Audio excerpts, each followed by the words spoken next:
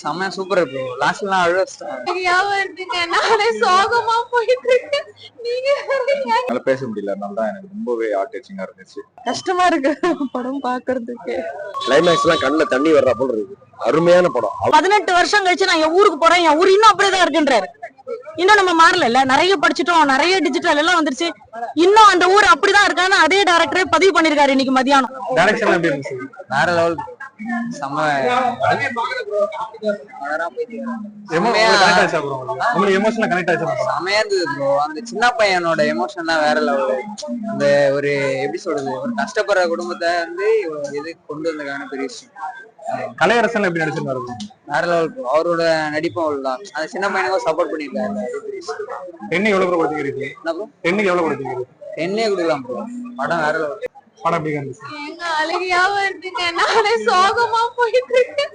நீங்க பாருங்க, இவெல்லாம் ஒரு சைக்கோ. இந்த படத்தை பார்த்துட்டு சிரிக்கிறாங்க. அவன் டைரக்ஷன் எப்படி இருந்துச்சு? சூப்பரா இருந்துச்சுங்க. உங்களுக்கு கனெக்ட் ஆச்சா படம்? ஐயோ, எமோஷனல். நான் அழுதுட்டு வரேன் நிஜமாலுமே. ஃபர்ஸ்ட்ல காமெடியா இருந்துச்சு, இப்பெல்லாம் ஒரே அழுகையா இருக்குங்க. எனக்கு நைட்ல தூக்கம் வருமா என்னன்னு தெரியல, அப்படி இருக்கு. கலையரசன் ஆக்டிங் எப்படி இருந்துச்சு? செமையா இருந்துச்சுங்க. டைரக்ஷன் எப்படி இருந்துச்சு? மாரி சூப்பரா சொல்லுங்க. இருந்துச்சு, சூப்பரா இருந்துச்சு. இப்ப கர்ணன் எடுத்திருக்காரு, அதுக்கு என்ன டிஃபரன்ஸ் தெரியும்? அதுல லாஸ்ட் அது கொஞ்சம் நல்லா இருந்துச்சு. இது ரொம்ப கஷ்டமா இருக்கு. எப்படின்னா அதே மாதிரிதான் இருந்துச்சு, ஆனா இது ஒரு மாதிரி சோகம். இது உண்மை கதைன்னு நினைக்கிறேன். நல்லா இருந்துச்சு ப்ரோ. எண்ணெய் எவ்வளவு கொடுத்தீங்க ரேட்டிங்? ஐயோ, 10 தான். இருந்துச்சு. ரொம்ப ரொம்ப அழுத்தமா இருந்தது. இந்த உண்மைய இத மாதிரி உண்மை நிறைய நடக்குது நம்மளுக்கு.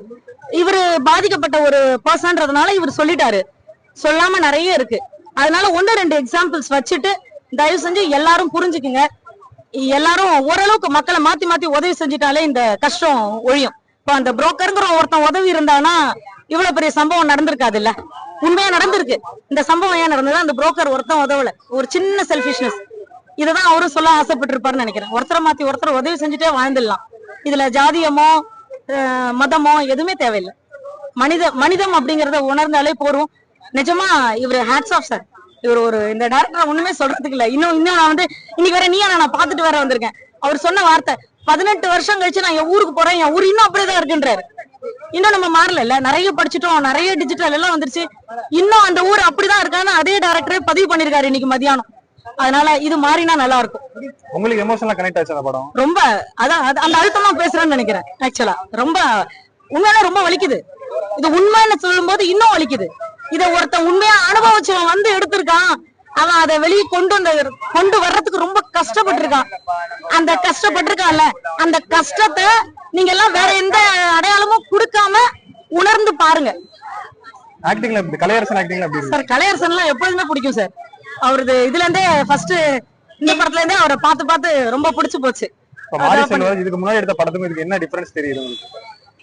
இப்படி கர்ணன் எடுத்திருந்தாரு, பரியர் பெருமாள் எடுத்திருந்தாரு. ஆக்சுவலா கர்ணன்லாம் ரொம்ப வெட்டி சாட்சி எல்லாம் இருந்தது. இதுல வந்து கடைசி நிமிஷம் வரைக்கும் உட்கார்ந்து நம்மளால அதை கிரகிச்சு பார்க்க முடிஞ்சது. ரொம்ப நல்லா இருந்துச்சு. ரொம்ப நல்லா இருந்துச்சு.